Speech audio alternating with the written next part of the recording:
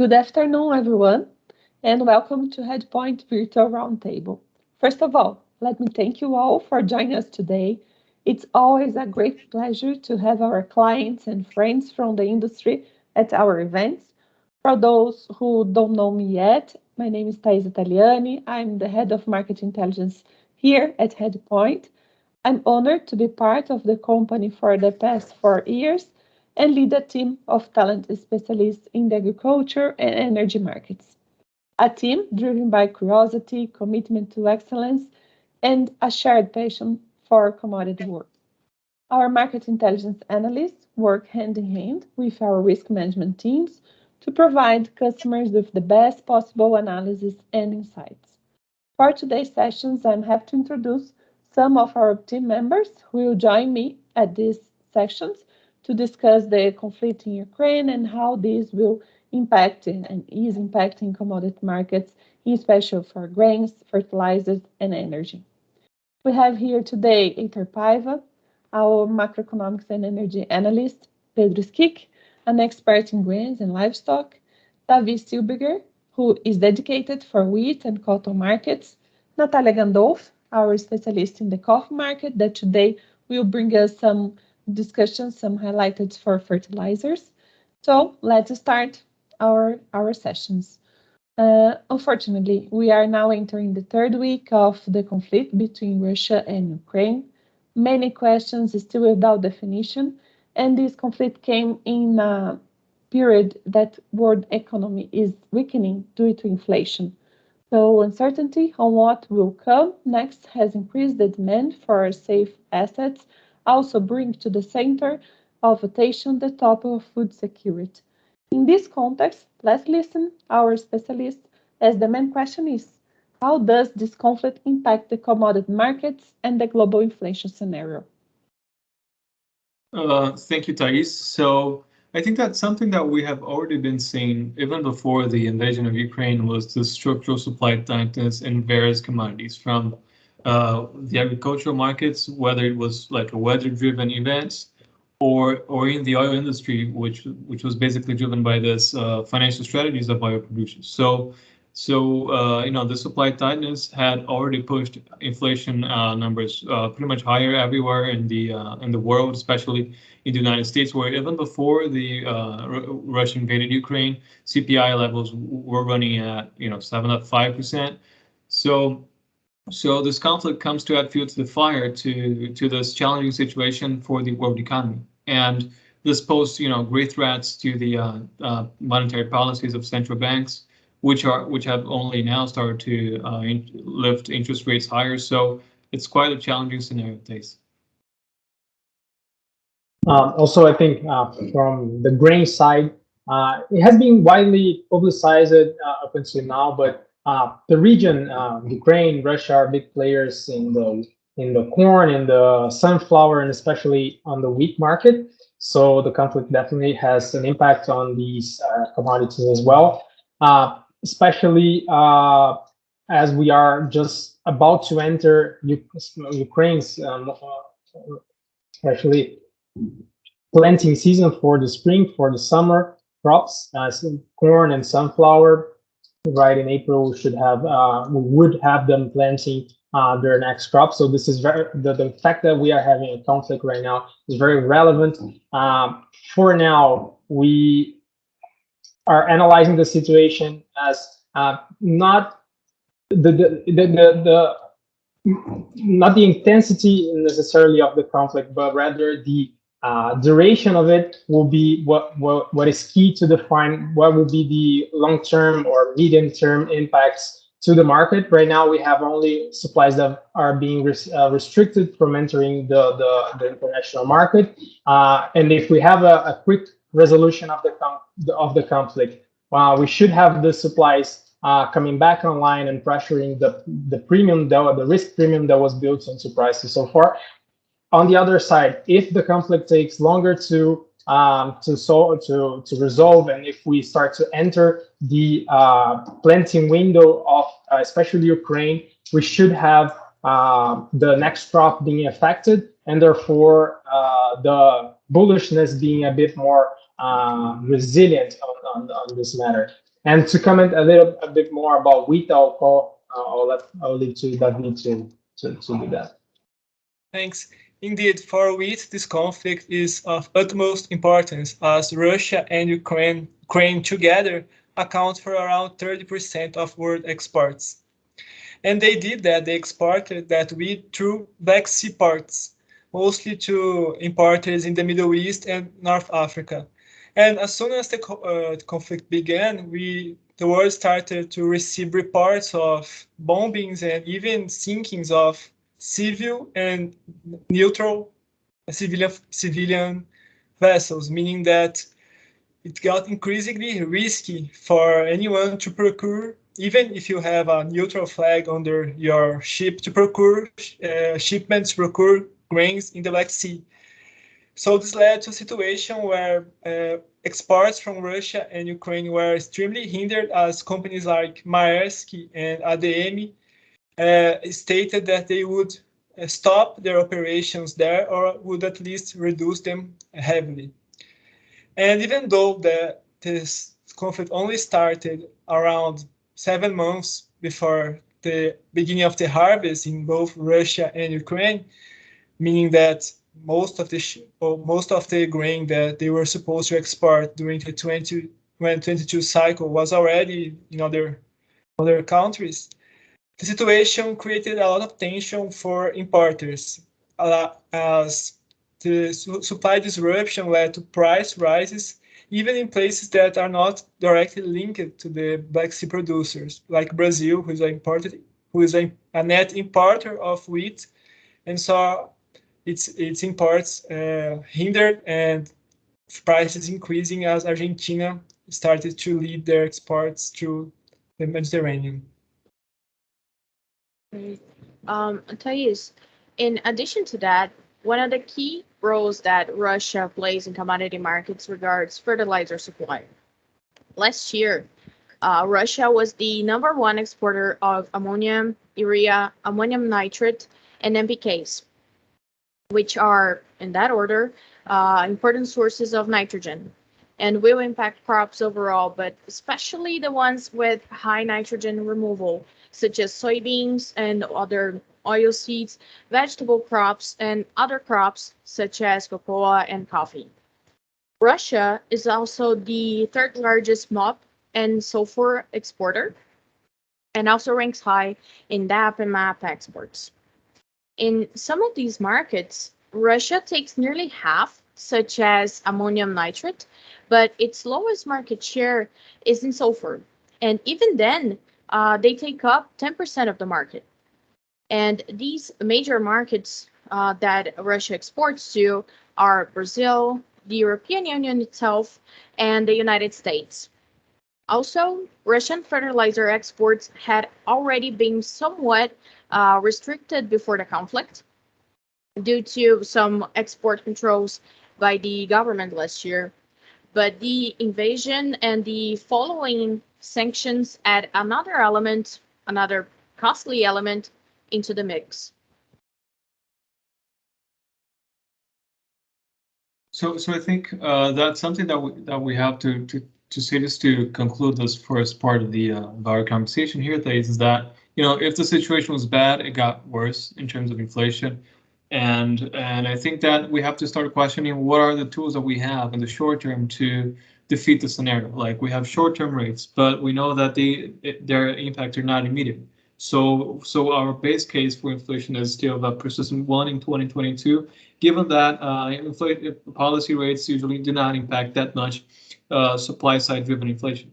So I think that's the key message that we can start our conversation with. Yeah, great point, Inter. And this also brings us to the food security topic, right? So what are we seeing in this perspective? Thais, I would like to add that, as probably most of you know by now, wheat is a staple food for many countries around the world, and including ones that are faced with current situations of poverty or are at the very least middle-income countries. And for example, if you take Egypt, which is the world's largest wheat exporter, they have a subsidy program in place where the government allows for the population to buy wheat at at a very high rate of discount that is in place even before the country started per se. It was so the program was already in place in the 40s, and it has been going on ever since. And it's important to highlight that for Egypt and other countries in the region, this sort of program takes a lot of the national budget. For example, in the 70s, the whole of the subsidies programs, which included not only food and wheat, but also energy and transports, it took around 20% of Egypt's GDP to pay for it. So the situation was unsustainable, and the IMF, the International Monetary Fund, realized that and pressured Egypt to start some transformations in the programs. The Egyptian government was forced to acquiesce, and when they announced that they would cut the bread subsidy, the backlash was so strong for the population, the protests were so violent that even though they were under heavy scrutiny by the IMF, they fell back. The Egyptian government, after a few days of protest, decided to keep the program. Nevertheless, in the years following, they were forced to reduce the heavy role it played on society. Egypt was faced again with a very dangerous situation in the fiscal point of view, meaning they have a very high level of debt. And in 2014, they acquiesced and cut the subsidy on energy, meaning that the bread subsidy, which is very important for our discussion here, remained in place. Now, as prices again are surging, it's important to highlight that Egypt was more or less more prepared to deal with the situation that we are facing, and we'll discuss further about rising inflation, rising prices, and even economic depression that Egypt was before in other cycles of crisis. However, prices of which surged in a manner that the Egyptians were not prepared by any means. So they were forced to cancel tenders, which is the way that the government acquires that wheat from foreign suppliers.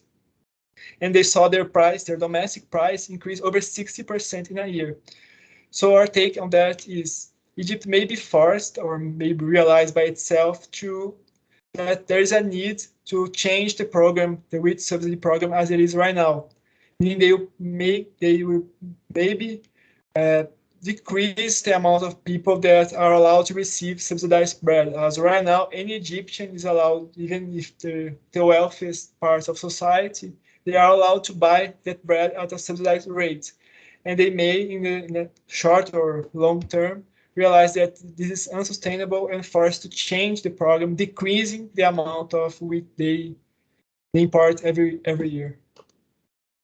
And also to this point that David was making, I think it's also interesting to highlight that this question of like food security is very much a global topic right now. And we saw that at the beginning of the pandemic in early 2020, when it's a big uncertainty moment for the world, and then we had a rush to buy wheat in the early months of early months of the pandemic, because no one knew if trade flows will be disrupted, which flows will be disrupted. So everybody rushed, and this is pretty much, we are also dealing with a high uncertainty moment currently, and food security also is brought back to the spotlight, especially when we have two countries that are so heavy, so represent such a large portion of wheat and corn markets.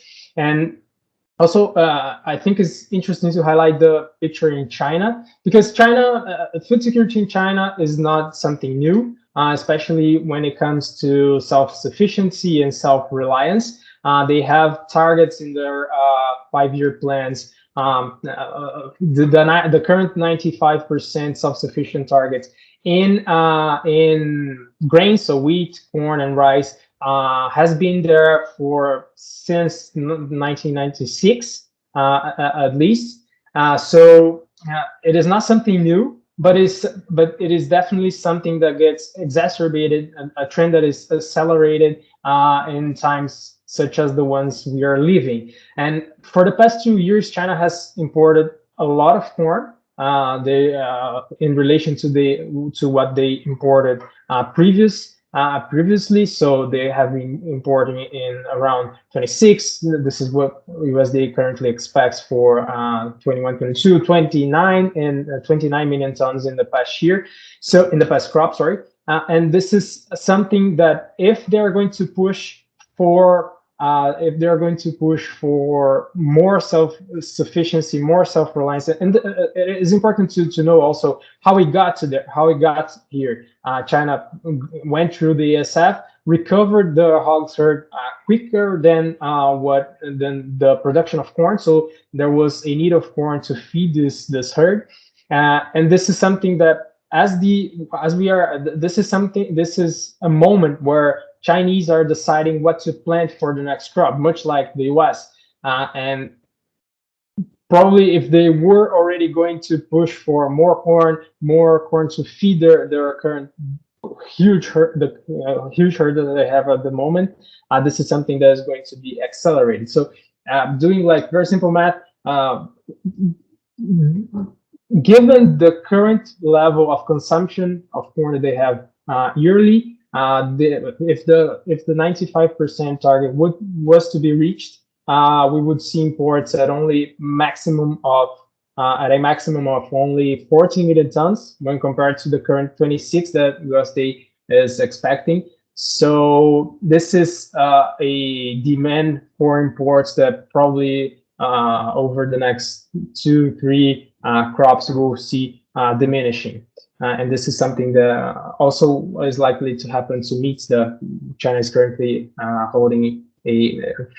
China is currently expected to import a lot more meats than they imported in the past. So also something interesting to highlight on the topic of food security.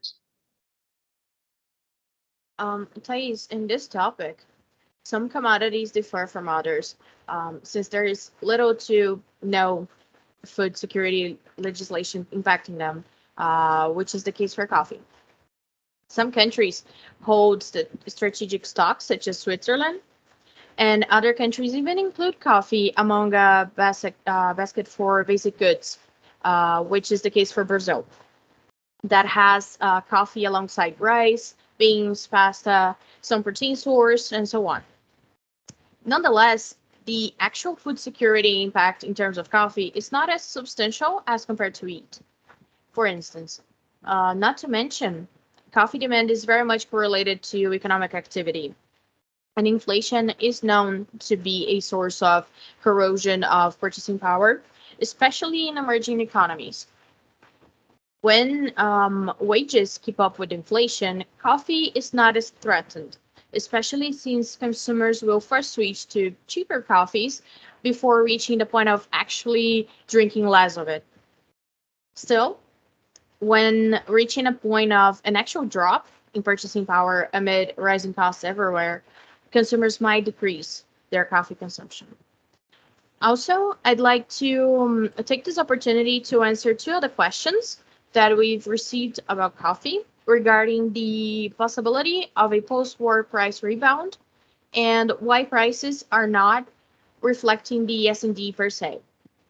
Well, before the conflict started, the deficit for 21-22 was well defined. We see it at 8.7 million bags, with the expectation of growth in demand and the reality of a crop failure in Brazil.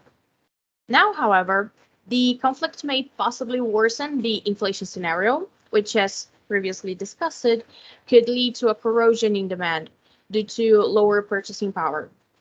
Not to mention that depending on how sanctions against Russia are outlined, it may become an issue of Russia not receiving coffee instead of just delayed shipments as it appears to be so far.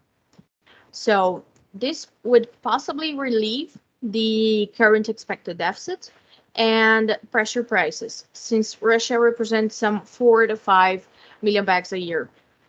So, in short, the market is pricing first risk aversion, since no coffee is produced in Russia or Ukraine, so there is no direct impact on supply, differently from grains or corn. On a second note, The market is also pricing the risk of lower demand due to the issues that we've discussed so far. So, at the end of the day, price reaction will depend heavily on how long the conflict lasts, the effectiveness of the sanctions against Russia, and how economic growth will look like once the conflict reaches a resolution. Yes, yes. And also in this front of food security, and in addition to what Natalia just highlighted about economic growth, we cannot ignore the dispute between food and fuel.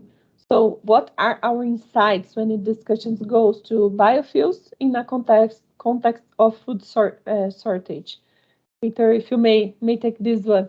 Okay. Tonight. So I think that is that subsidies are not something exclusive to the food industry. In fact, they're pretty much common in the energy market, and they're getting mainstream right now, especially with oil, trending around $100 per barrel.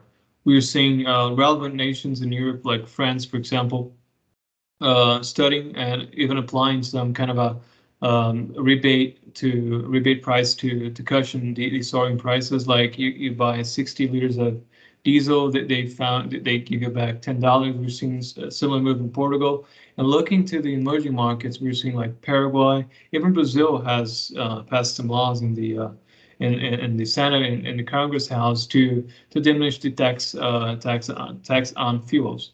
And I think that's something that Pedro can talk a little bit about. This is the fact that Brazil has a very large biodiesel program, which can be used and is being used by the government to control inflation, or at least to soften its impacts on the overall economy. Given that biodiesels respond to international prices, but they have more internal tools to manage it. So Pedro, if you could take this one. Yeah, and this is a very interesting dynamic, because when we talk about inflation, fuels are always a sensitive point in all countries, because it impacts the final consumer directly, and it is essentially an important part of the basic basket that Natalia also commented. And more from the most countries, prices of fossil fuels are somewhat more linked to the international market. Whereas if we have a biofuels policy in some country, for example, this is especially the mandates are completely in control of the government. So while it is more difficult for a government suffering from inflation to control whether or not the biofuels are part of the reason why motor fuels are expensive or not. The fact that the biofuel policy is completely in control for the most part, for the most countries, is completely in control of the government, makes it more easy for them to use this as a tool to control the price, or at least show some action in the towards controlling prices of fuels. So this is not necessarily going to solve the problem, especially because fossil fuels are very expensive right now, as Heitor mentioned. So reducing mandates is not necessarily going to solve for that, but they are also going to soften likely the impact. And this is something that we saw in Brazil by reduction with the reduction to B10 even before the conflict, due to the high vegetable oil prices. Rumors have been popping up about the US as well, whether or not EPA is going to cut mandates after the proposal. So this is something very interesting. Yes, and also in this field discussion, it's relevant for us to know or to predict how are the oil and gas market around the world. So as just Heitor highlighted, we saw crude oil jumping from 100 to more than 130, and now back to less than $100 level. So Heitor, once again with you, what to expect from now on for those markets? So Thais, I think that markets have been selling off recently in the energy market due to smaller risk perception, as Russia and Ukraine have engaged in sort of a conversation to mitigate the conflict or even to bring it to an end. But so far, I think it's like a little bit precautious for us to forecast when this is really going to happen. But definitely, prices have been falling because of a smaller risk perception. But something that I would like to comment here is the fact that, when we look more to the medium term and forget the short-term volatility, what do we really have on the table right now? Because even before the invasion, our base case for oil was still very bullish because we were seeing a significant supply shortage as demand has continued to recover from the pandemic. So we were not seeing like price responsiveness in the shale, even though in the American shale, even though they have been rising capex recently. The question is, are they rising capex to increase production or just to cover additional costs because of inflation, which is a reality? And also when we look to OPEC, I think that, everyone has heard of it, and OPEC is losing its spare capacity, and this is a very worrying fundamental, given the fact that in case Russian supplies continue to be, affected by sanctions or even traders, or even by reluctant traders in getting Russian oil, we know that OPEC will probably not be able to fill this gap. So perhaps markets will have to, readapt and accept the reality that in the short term, we are not really able to fill the gap that Russia will probably leave in the markets. So even though prices of oil and gas have been correcting right now, I think that, fundamentals are still very much bullish. And one can say, okay, prices are elevated. Eventually, demand will have to collapse in order for prices to cool down. But again, I think that as we were talking about, like Pedro was talking about this, we have subsidies everywhere, and subsidies and fuel prices only delay demand destruction. So demand is expected to remain at pretty much comfortable level, and supply will probably not be able to catch up with this move, which will lead us to even higher energy prices, oil and gas mainly, in 2022. And that discussion regarding food security, rising prices, rising energy prices, and inflation, one point I would like to highlight again is the discussion on fertilizers. If you take the situation in Brazil, which is a very important fertilizer importer, the surge in prices due to geopolitical tensions in Eastern Europe is not exactly news, as it had been happening at least since the third quarter of 2021. As we saw Belarus having some quarrels with the West and thus being sanctioned, and meanwhile Russia also having other tensions with Europe, leading to their decreasing their exports of energy to Europe. The situation, especially the energy situation with Russia, made the margins of producers in Europe, like Yara, who is the largest producer in the world, to go unsustainable. So they were forced to either shut down their operations completely or diminish them greatly. So the obvious consequence for markets was the demand was stable or rising even, and supply was shocked in a downwards was shocked downwards. So prices surged. And for Brazil, what we began to see late last year was prices kept rising, but imports also kept coming, meaning that the main impact for the Brazilian producers was not necessarily on the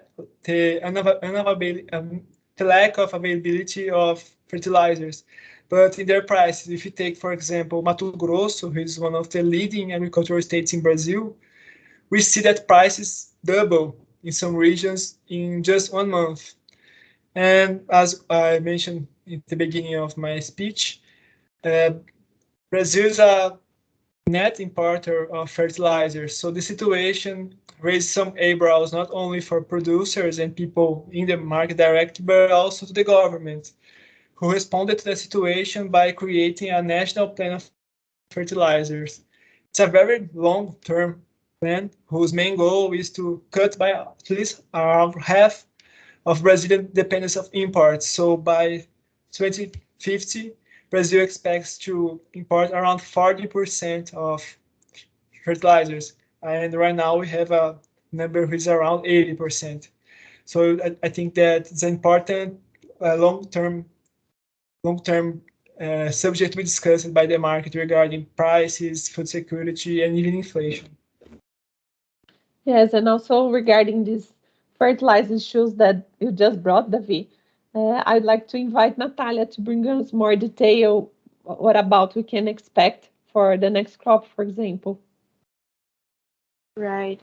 So, Thais, with the current outlook, we can expect first and foremost an increase in costs, given the fact that the supply chain itself remains stressed, and countries that are heavily dependent on fertilizer imports will have to look for supplies in other sources. These past week, we've seen news of top fertilizer producers declaring that they would stop sourcing their inputs from Russian companies that were under sanctions. So, in this sense, there is already some disruption in the market. On the other hand, South American countries, Brazil included, are pushing to exclude fertilizers from sanctions due to its essential nature in terms of food production. And on top of that, the government declared that fertilizer stocks are enough to cover applications until the fourth quarter, although that version was challenged with the suggestion of stocks being enough for the next 3 months. In either case, with the recent increase in costs, the barter rate between exchange prices for commodities and reference fertilizer prices has tightened for soybeans, corn, and coffee, staying below the historical average, with only wheat being on average. So, this is the first issue, a worse trade off for farmers. Just as an example, a coffee farmer in Cerrado, here in Brazil, would have had fertilizers uh, making up roughly 20% of his or her variable cost just 2 years ago, and the rate increased at the end of 2021, before the conflict, to over 40% of variable costs.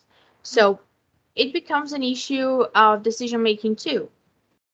For grains, Pedro will be able to provide a better view, but when it comes to coffee, we've just ended the last application of the semester, considering the average farm, of course, but the next window of application already falls under a delicate period, which would be some 20, 30 days after the main flowering, right when current stocks would be thinning out, according to official sources.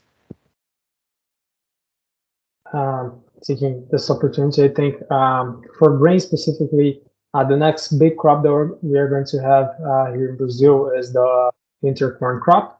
So, of course, farmers, as Natalia said, even before the conflict, we were already experiencing very high costs for fertilizer due to due to these all these various issues. We are also facing diminished availability, not necessarily lack of availability, but it was becoming harder.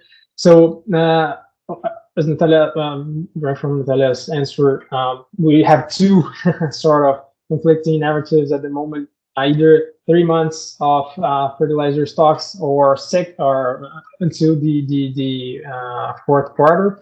In either case, the winter corn crop would be inside both windows. So it is worrying in terms of price, in terms of diminished availability, but not necessarily there will be lack of availability of fertilizers for the winter corn crop here in Brazil. But if it gets to the point, and again, we come back to the same issue that I said at the beginning. Natalia also commented that how long this conflict is going to last is going to be key to determine, because if we start to get closer to the second semester, then other big crops in Brazil like soybeans, like summer corn, like coffee itself start to be affected. And taking this opportunity to answer some of the questions that we got in the subscription, I think is also interesting to highlight. The not only how the fertilizers scenario fertilizer scenario for going forward, but also how it shapes S&D as a whole as well, right? Because as we commented on the beginning, if we have the conflict getting to April, May, then we start to have more impacts on Ukraine's corn, sunflower crops, and then this supply is going to be much smaller a cycle from now, a crop from now, so more than 12 months if we get to there. But also on the other side, we have a whole lot of other exporters, of other producers looking at the situation. And I mentioned China, which has similar crop calendar to United States, which is also going. The farmer in the U.S. is deciding on what to plant and how much to plant, corn, soybeans, and right by the end of this month, March 31st, we should have the planting intentions report by the USDA, and the surveys for this report were conducted in the first 2 weeks of March. So right after the conflict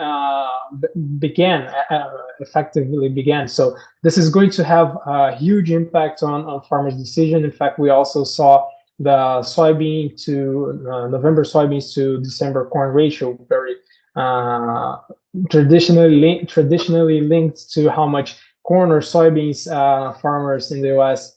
Decide to plant. This ratio came from lows in the second half of last year. Then, as Brazilian soybean crop failure was confirmed in early this year, it went back to neutral to slightly favoring soybeans. And then, as the conflict started in late February, it went back right down, favoring more soybeans. So this is something that we do expect going forward. The U.S. farmer, we know it's the king crop. That always says it's the king crop. The U.S. farmer likes to plant corn, and this also helps in this way. So this is something that is going to definitely shape the S&D in something that it got the news of the conflict were a bit late for it to have an impact on Brazilian farmer decision for the winter corn planting. So the conflict started on Feb 25th, or I think, and the planting had already started, so the decision had to be made prior to that. But the crop failure last year already did that role, already incentivized the Brazilian farmer to plant, and the winter corn in Brazil is going to be very relevant for this market because we're only going to have U.S. next corn crop by September, October, and if the Brazilian crop doesn't go to the Brazilian crop would enter as a new supply to the world market in July or July, August. So if this crop doesn't go too well like the prior, then we have this bullishness already also getting new breath and new momentum to go forward. At the same time, if it all goes well and the conflict ends and the supplies that have been restricted in Ukraine come back online, come back to the market, Brazil has a good crop, US has a good crop, this premium could dissipate very quickly as well. Thais, I also want to take the opportunity and answer one of the questions that we've received from one of the attendees. If Brazil fertilizer plan would bring results for the 23-24 crop. Well, according to the plan, goals regarding the actual production of fertilizer nationally are only for the long term, with reference to 2050.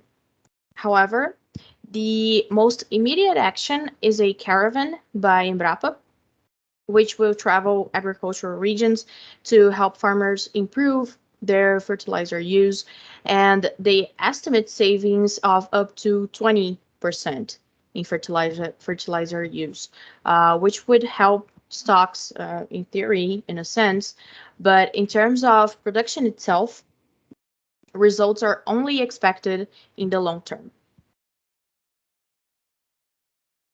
Yes, and regarding that discussion, one driver of the market that we are seeing for wheat and one probable long-term consequence of the current conflict is that China authorized imports from all parts of Russia. They did that on February 4th, so a few weeks before the first shots were fired, but it could be a major change in the market, as before China only authorized imports from some selected Russian ports, that did not account for the most important producing regions. Nevertheless, when we discuss that advancement in the bilateral commerce between those two nations, themes that we have been discussing so far, like the rising logistical costs, come into play. If we assume that Black Sea ports are hindered right now in their exports capability, will remain so for the foreseeable future as the war lingers on, the Russians will be forced to move by land the wheat they plant on the south of their country, near the Caucasus and the Black Sea itself, to the Baltic Sea in the north. And even then, they will be forced to add lots of shipping costs and fuel costs to get this extra wheat into China. And even if they did so, it's also important to highlight that according to USDA numbers for the current crop cycle, which is 2021 and 2022, the Russians export at least 30 million tons, while the Chinese import at most 10 million tons. So it could be a game changer, but lots of things would have to be aligned in order to have a real impact on market dynamics even after the war. Yes, and also linking to this point of the already stressed supply chain scenario that we highlighted, we need to remember that the Russian invasion comes at a time when vessels line up around the world are seasonally elevated, so which have been supporting freight rates globally. So what are we expecting for the coming months regarding this supply chain scenario? Right, Thais. I'm going to lay out some figures and I invite Heitor to also comment on them. This situation is expected to improve gradually, but only reaching some resolution in the medium term, when the order book from the past 2 years starts to enter the active fleet. When we consider the simple average of the order book to fleet ratio, it has increased from 9.8% in March 2021 to 14.4% by the end of February, which only attests to this issue. This is also true for other modes of transport, such as trucks, that are heavily pressured with demand outpacing supply. So yeah, I think that what Natalia said makes a lot of sense, and I just wanted to comment that we are really seeing like the capex rising in the shipping industry, but something that has to be highlighted here is that the normalization is not really expected in the short term, given that we tend to have like 18 months for a container to be built, and this under normal circumstances of supply chains. So if you consider that inflation, labor costs, material shortages, this can take a lot more time. But something that I would like to comment also is the fact that the conflict may come to an end eventually. I'm not predicting anything here, but the question is, if the scenario happens, like the conflict ends, will the international trade resume with the same intensity in the Black Sea region as it had in the pre-war times? I don't think so, because there are a lot of reports saying that mines were found in Odessa and regions near there, and future risks will probably remain there regardless of whether the war ended or not. So this will translate into higher freight rates, higher insurance costs for freight owners, and ultimately this will add only to this mounting inflationary evidence that we have right now. So I think that the key message here is that the conflict may ease, but international trade, especially the dry bulk one, which and therefore Baltic Dry Index, for example, as a benchmark for this, will probably not ease, given the fact that there is a lot of uncertainty on the material conditions that these ports will be found and whether they're going to endanger or not the fleet. Yes, great discussions, relevant topics that we highlighted today. So now I'd like to summarize the main topics that our analysts brought here. So first, in case the conflict persists, we will continue to see a support coming from a tight supply, mainly for corn, wheat, sunflower oil, as discussed. Also, in this scenario, we need to consider an inflated oil and gas market, right, Heitor? And this brings us to high cost of natural gas. So this high cost will keep fertilizers production costs elevated, And this brings us to the tightness in the supply scenario for food prices. So another factor of inflationary pressure.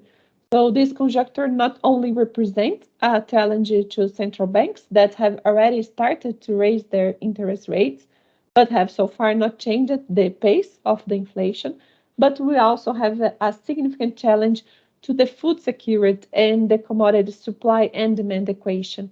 So I think we covered the many different aspects of how this conflict in Ukraine should impact the global commodity market, answer the questions that our attendees sent over to us. So I'd like to thank you all for being today here, listening us and seeing our perspectives. I also want to thank you, Natalia, Heitor, Pedro, and David for joining me in this discussion. We all hope to enjoy being with us this afternoon. Before you leave, kindly ask you to answer our survey. It will take less than 1 minute and really important for us to have your feedback. I also want to remind you that all participants will receive a free copy of our white paper, Commodity Markets in the Fog of War. So we brought there detailed analysis and insights on this subject. In case you have some other questions, please reach out to us and we'll be glad to answer. Thanks once again for being with us and see you soon in one of our next events.